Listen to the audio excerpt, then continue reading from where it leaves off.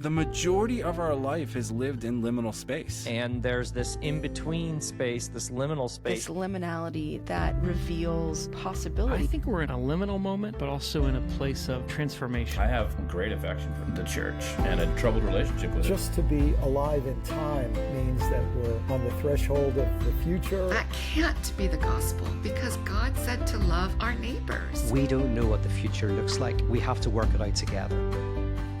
Well, I like to open up with stories sometimes. Sometimes they're stories about history. Sometimes they're stories about me. And I have a story about me today. I have a story about when I was 19. I was working in a construction debris removal service. There was a dump truck and there was a little fork claw grabber. And you pick up all the construction debris in these new homes being built. You take it to the dump. My job was to be on top of the dump truck and make sure that I aligned everything and made it nice and straight so you can fit more things in there. Kind of like if you dump Lincoln logs out, but if you stack them along the line, you get more Lincoln logs. So we were saving on gas and all that kind of stuff. And once I was brutally assaulted and almost went to ER. I got a picture of my assailant. He's right here. Look at that jerk. I worked without a shirt for a day because it was so hot. And I saw all these other construction workers, they're working without their shirt. So I took off my shirt because it was hot. And I was 19. And you can do that when you're 19. Can't do it now. I would not do that to anybody. I'm going to let you know that. I got so burned by the sun. It was the worst sunburn of my life. I got a photo of me sunburnt right there. Get the drawn butter. I was that red as a lobster. I really was. It was so bad that I almost went to ER. I was living at a buddy's house and I kind of rented a room and he was like, do I need to take you to ER right now? And it wasn't just that the sunburn hurt so bad.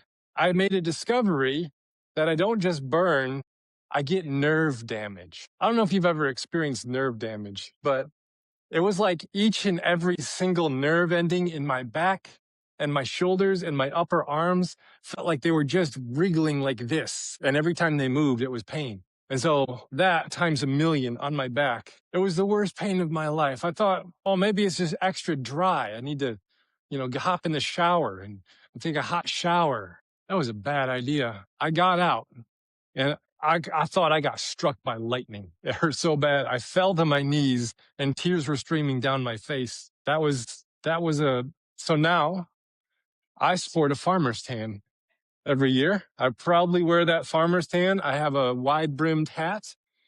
And I wear this kind of sunscreen here, SPF 10,000.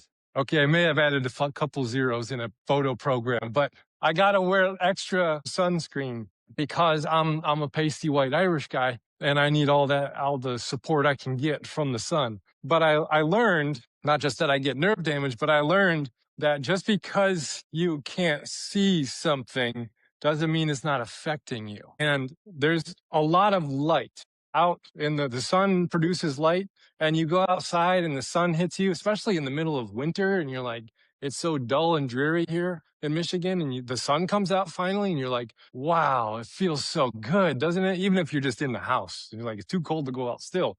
But the sun hits you. There's something healing about the sun and the light that is produced there. But there's also light that can harm you. And I found out those ultraviolet rays, those are the light beams that can hurt. And those are the ones you can't actually see. But they're some of the most powerful, all there is. And it made me nerd out a little bit about what exactly is light. We think about light as a source of a bright emission being put out by a lamp or a fire, an LED screen, something like that. And it produces light and it's an illumination and then you can see. But light is actually radiation.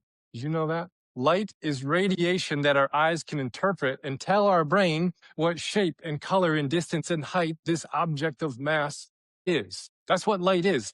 Now up here is a diagram of the entire light spectrum. All of the light that exists of the electromagnetic spectrum is up there. But the visible light that we can see is that teeny tiny little sliver up there that looks like a rainbow all the way up there.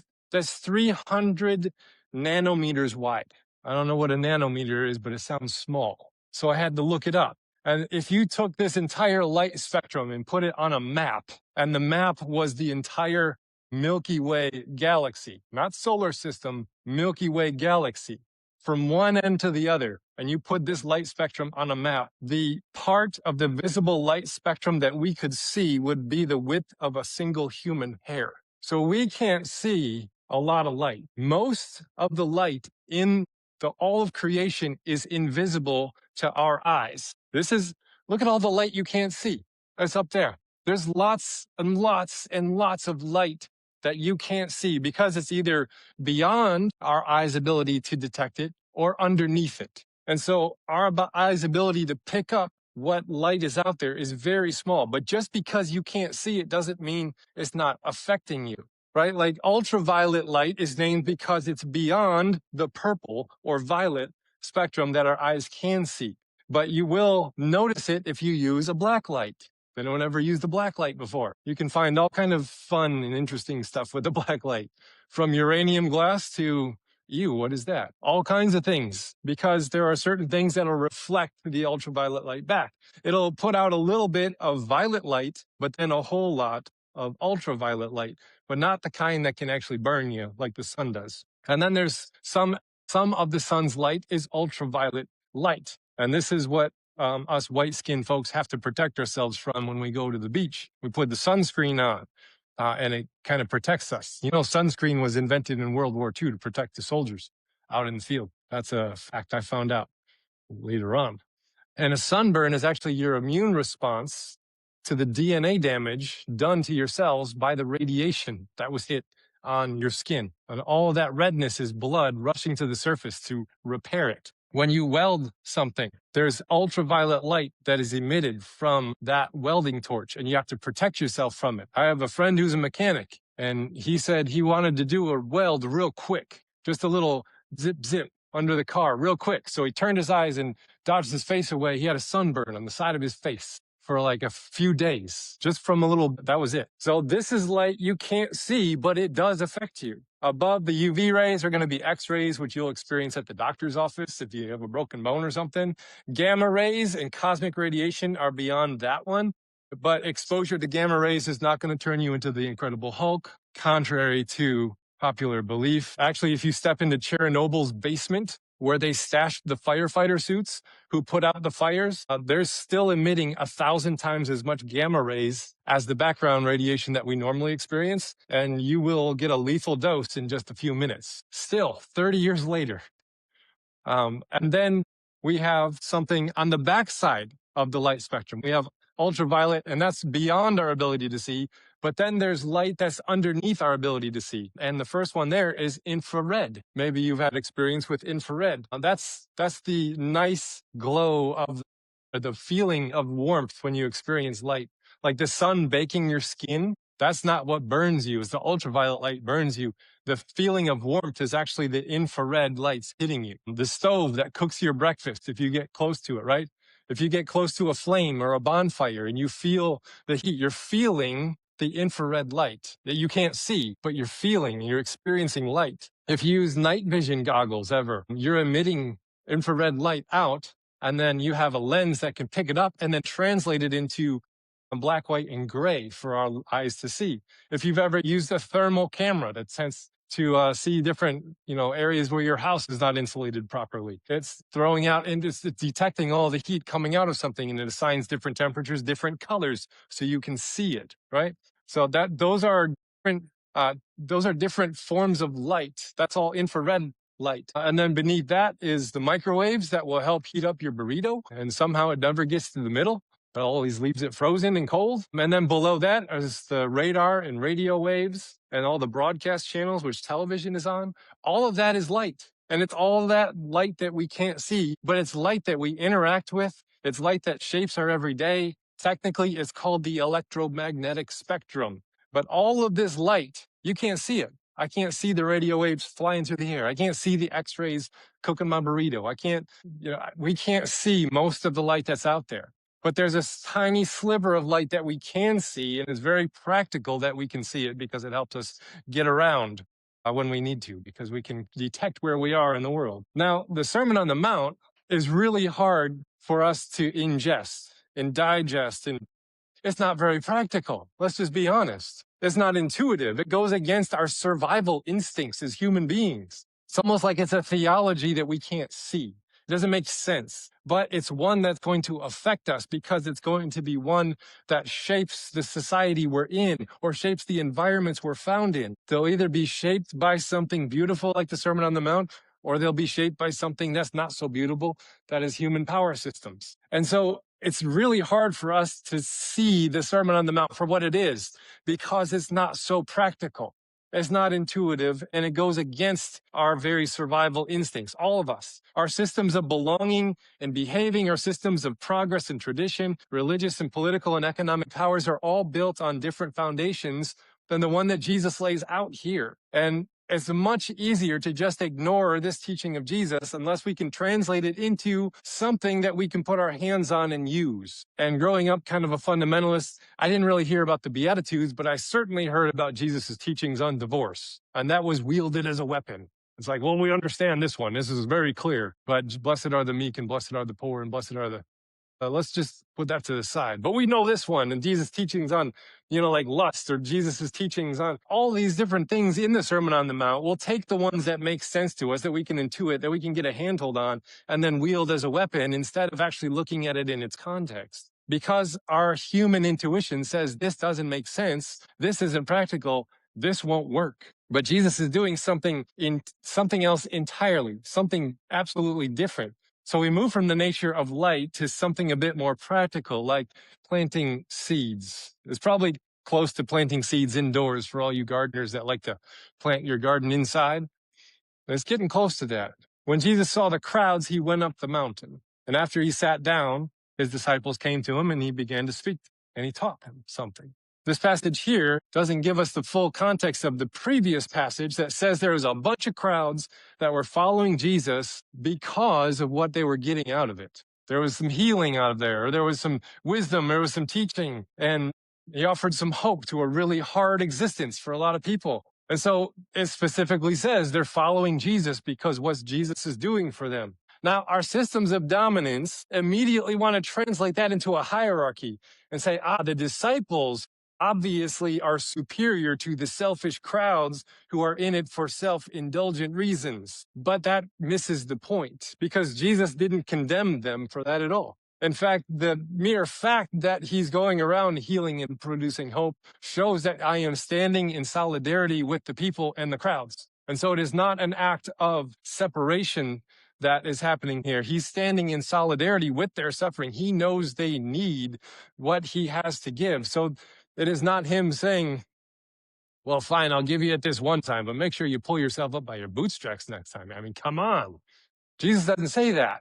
But we like to look at it that way because that's more intuitive to human nature and say, well, they're just following him for what they get out of the deal. But the disciples, they're the ones who really deserve to hear this teaching, right? But Matthew is intentionally echoing something here going on from the book of Exodus. Moses ascending the mountain of Mount Sinai and then getting the law from God and then coming back down to the people to give them the law. So Jesus is actually being presented here as a second Moses figure, but not offering spiritual advice for serious followers. He's offering an entirely different way of living. An entirely new law, a new way of being in the world that hones things down to God's original intentions, but for a new time. And it's the disciples, those who are invited to come and learn and transform, who come closer. The disciples aren't more deserving than the crowds. They're the ones that have been specifically invited. That's all. They have responded to an invitation and said yes. They're not supposed to become some elite club of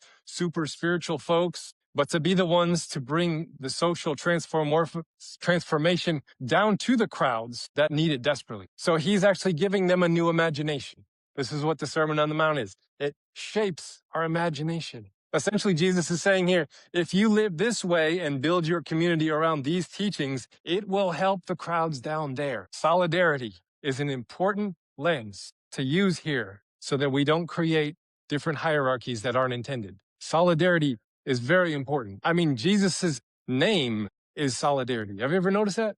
Emmanuel, God is with us. That's translated into solidarity. And so this idea of solidarity, God is with the people. God is with the crowds. He goes away from them and teaches his disciples and saying, this is what is going to help them down there. So Jesus sits down in a posture of authoritative teaching and begins to give them not private moral tips on how to be better people, but an imagination for an entirely different world. Now, I think imagination is one of the most important features of the mind, because it's what allows you to compose a picture of hope beyond what is, instead of finding your place as a cog in the machine that someone else built for you. Imagination is powerful. Without imagination, your spirit can just kind of wither and die on the inside. But it's important to note that despair is not a lack of imagination. Despair is a lot like hope, actually, because you imagine the world as it should be, and you see how far we are from it, and that is always disheartening.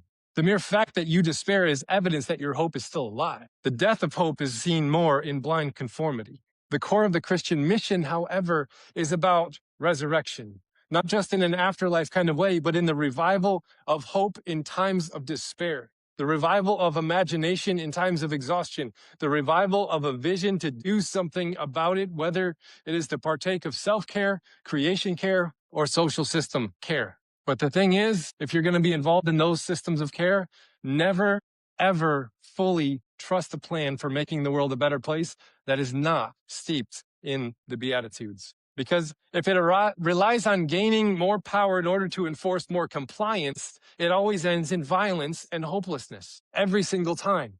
This is why Christian nationalism is an aberration of hope and a cheap substitute for the understanding of what the kingdom of God is. It plants seeds of violence and waits for fruits of peace. And any farmer or any gardener is going to tell you the seeds you plant in the ground will determine what grows out of it. So he then begins to give them a new imagination of how to live in the world when your back is against the wall and you feel powerless and robbed of all dignity to do anything about it. Jesus says, I got some imagination for you. Howard Thurman is one of my favorite theologians of all time. And he wrote something 1949, y'all. He wrote this: Jesus recognized that anyone who permits another to determine the quality of their inner life gives into the hands of the other the keys to their destiny. Whoa. Howard Thurman wrote that in 1949. And it shaped Martin Luther King Jr. and helped him form the spiritual backbone of the civil rights movement. And while evangelicals held the reins of power, spiritualized the gospel, politicizing the gospel, and weaponizing the gospel in order to maintain control of certain systems, Martin Luther King Jr. applied the gospel to the human spirit and called for a deep repentance. And Thurman insists that Jesus offers an antidote to desperation, the kind of desperation that tempts people to surrender their imagination over to violence. And when Thomas Merton saw what Martin Luther King Jr. was doing, he famously said, finally something Christian in our time. Why? Because it was prophetically reclaiming the imagination of the Sermon on the Mount. It was hard to see when you've spiritualized everything into a binary system of saved and unsaved, going to heaven or you're going to hell. But when you look at the Beatitudes themselves in its context of Jesus' day, they are much more dignifying than creating a fence that you can either be on the right side or wrong side of. It's doing something else entirely. Jesus is giving the antidote for desperation that tempts you to surrender your imagination to violence. Because we have too much faith in violence as a human people, all of us. So the first three Beatitudes, poor, the sad, and the meek, put those into a self-help book, and it sounds like it's not going to sell very well, right? Like, here's how to be poor and sad and not really do much about it. Like, what? That's not going to be very inspiring. It's not going to, fly off the Walmart or Target shelves or anything like that. I don't think you're going to be able to find a publisher for it even. But here he said, blessed are the poor in spirit, for theirs is the kingdom of heaven. Blessed are those who mourn, for they will be comforted. Blessed are the meek, for they will inherit the earth. Fancy spiritual language that needs some rephrasing for our modern ears, if you ask me. Just a note that each one of these Beatitudes could be its own sermon, so we got to fly over them. But blessed are the poor in spirit. Luke actually changes it a little bit. He said, blessed are the poor. And Matthew attempts to broaden its application. And the word used here for poor is the word destitute, like got nothing left. I think a newer translation might be something like, blessed are those with nothing left to lose. That's a little bit different. because it is those that a system, economic, social, religious, or whatever, has run roughshod over, and they have no stake in its survival, that can then be partakers of what Jesus is saying here and find this blessing of those with nothing left to lose. Last week's sermon was all about systems that need updating. So if you wanted to go back and read that, you can. Blessed are the poor in spirit.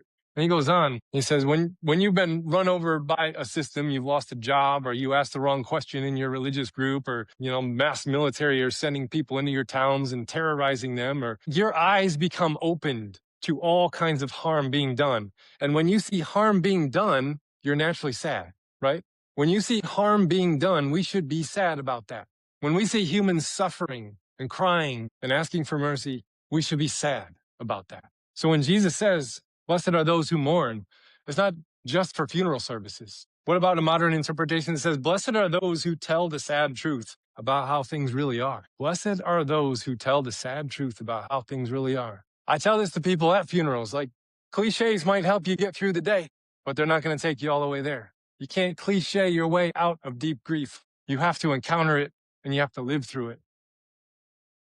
Now, if we're honest, we think that billionaires are inheriting the earth, aren't we? Like, they have so much money, it's like almost on the phrase like, wow. There's 12 people in the world that have more wealth than half the world combined. 12. That's crazy.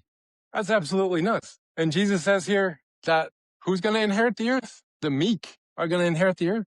I don't think you can become a billionaire if you're meek about it, right? Like, there's just no way. In Jesus' day, land was sacred. It says that they're going to inherit the earth or the land. It was your source of well-being, farming and raising animals. Like, that's where you get your food. Wealthy individuals would find ways to acquire land through a debt system. And then the people would be forced to sell their land, their family's land that have been in their land for nearly 700 years, to wealthy folks to stay out of debtor's prison. And then they had to work that land that belonged to their family and give the proceeds to the people who owned it while they didn't lift a finger at all. But they're now the wealthy individuals. And there was a law in the Old Testament that prevented this called the Jubilee. Every 49 years, all the land was returned and all the debts were forgiven. Every 49 years, everything was wiped clean. That way, nobody could accumulate and accumulate and accumulate, and then everything's wiped clean. Everyone's back down to where they were. No debts. All land is given back. But there were some wealthy individuals that said, well, maybe we shouldn't do that one. Maybe not this time around. Let's wait till next time. And they actually never observed the Jubilee law. Not once in their entire history did they observe the Jubilee law. That's why we pray in the Lord's Prayer, forgive us our debts as we forgive those indebted to us. Not talking about sins and transgressions. It's actually talking about monetary debt. That's the Greek word for financial debt. So debt and poverty was a form of violence. So modern translation might sound like this. Blessed are those who refuse violence as a means of progress. Well, that's not going to work. Really? That doesn't work. But Jesus here is making the case that is so radical. The meek are not weak. They are strong-souled people who have disciplined their strength through love and aimed it towards justice. Howard Thurman said this, it is only when people live in an environment in which they are not required to exert supreme effort into just keeping alive that they seem to be able to select ends besides those of mere physical survival. And Jesus is talking to those people right there. And Jesus is bringing hope for those people right there. He's attempting to help relocate the disciples' imagination of where they pull their well-being from. And then this shapes the imagination, creates true hope, which then creates some fruitful actions on the other side. The winner of the rat race is still a rat. We all know that deep in our bones somewhere, though success might make us forget it for a while. You know, the winner of the rat race is like, well, you're a rat. You ever heard the phrase, like, I was climbing the ladder of success and I realized the ladder was leaned against the wrong wall? Like, those phrases, we understand those. We know what those sound like.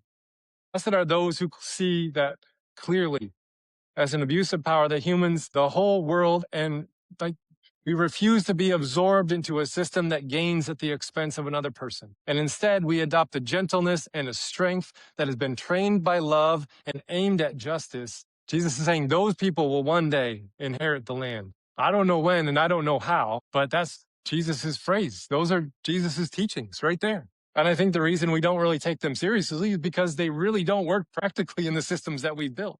But this keeps us from divinizing the systems that we have built and says there must be a different plan that God has. Now, the last three, I'm going to jump to the last three: pure, peacemaking, and persecuted. Blessed are the pure in heart, they will see God. Blessed are the peacemakers, for they will be called children of God. Blessed are those who are persecuted for the sake of righteousness, for theirs is the kingdom of heaven. Again, fancy spiritual language. When you read it, it sounds very Bible-y, but what does it mean? What does it look like when you wrap it in human flesh and put it on the ground and walk around? Like, what does it look like? Blessed are the pure in heart is not a naive innocence that's blind to the ways of the world. It's someone who has seen clearly the ways of the world for what it is and refuses to adopt the imagination that says pride and greed and violence are the ways to bring about the kind of world we wish for. We all know this. But again, it's hard to make it work in human society. So a more modern translation of this one might be, blessed are those who can see the world without the filters of pride, fear, or greed. This is a well-informed innocence that makes a conscious choice for an alternative imagination, not a naive, not really seeing how the world works. And then blessed are the peacemakers. It's not the peacekeepers. Jesus is not saying blessed are those who don't rock the boat. A prophet's going to rock the boat when necessary. Jesus will turn over money changers in the temple and then get crucified for it. There is something else going on in this passage. He says that they will be called children of God. You can claim God as your parent. If God is a wrathful being who sometimes loves, then the children of that God will be wrathful people who sometimes love. Fundamentalists who spew anger, there you go. They think of God as primarily being wrathful and then loves a few people. But if God is a loving being whose wrath is actually an exercise of love against injustice, then the children of this kind of God will also mirror that. So a modern phrasing might sound like, blessed are those who refuse to mirror the world's violence through their faith. Now, there's a phrase I heard a few years back that said, if you're taking flack, you're over the target. And they interpret it as any pushback to their ideology means it must be an attack of Satan. So don't let this beatitude confuse you into that type of thinking. Righteousness is often interpreted as holy morality, which the specifics of that are going to change from time to time. But the word righteousness is actually synonymous for justice in the Bible. And kind of the modern church's obsession with spiritualizing everything in order to justify slavery and segregation and all that kind of stuff in our whole history made us turn a blind eye to justice. That then Martin Luther King Jr. actually brought it to our attention again as a modern day prophet. So this beatitude is blessed are those who refuse to export the cost of power accumulation to the marginalized. The large corporations that poison water and land and then tax the poor to pay up for its cleaning. That's not fair. The rich wage war and the poor have to go to war and give their lives for it. That's not fair. The boss buys a new Dodge Viper and the workers miss another pay raise. That's not fair. These folks in this beatitude refuse to outsource the expense of right living to those who have no choice but to pay it because of their position of poverty.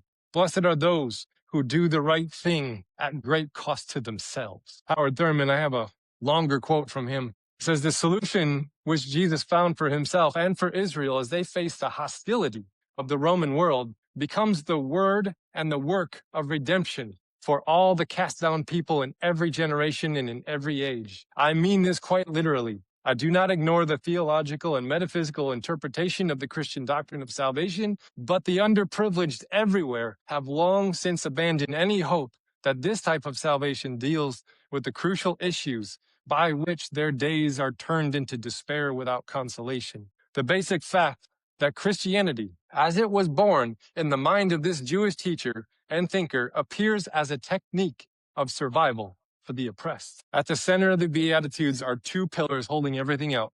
Blessed are those who hunger and thirst for justice, and blessed are the merciful. The two centers that hold it all up, because justice without mercy becomes cruel retaliation, and mercy without justice becomes empty sentiment. The Psalms say that justice and mercy must kiss. And if you can see the world clearly, you should feel a hunger in your bones for things to be set right. I think most of us do. We might disagree on how to go about that, but if your vision for the world is not steeped in the Beatitudes, it's not going to get off the ground. If that hunger and thirst isn't tempered by mercy, you're just going to reflect the world's violence back into itself. So Jesus here offers a different light. That's hard to see. It's hard to ingest. It's hard to digest. It goes against all of our survival instincts. And you may not be able to pick up on it at first, but this is the light that changes everything. So to help us process it, there's a couple of reflection questions for us. Where am I being invited to see by a different light? Am I able to temper my hunger for justice with mercy? What cost am I willing to pay to see things set right? And a spiritual practice that you can try. At the end of the day, write out the things that brought you sorrow and the things that brought you gratitude. Keep a little bit of a journal at the end of the day. It doesn't have to be fancy. You can use your phone, you can use a piece of paper, legal pad, or fancy journal, whatever you do. But try to take an inventory throughout the week of the things that brought you sorrow and the things that brought you gratitude. And you don't have to try and make sense of either one of them. Just keep track.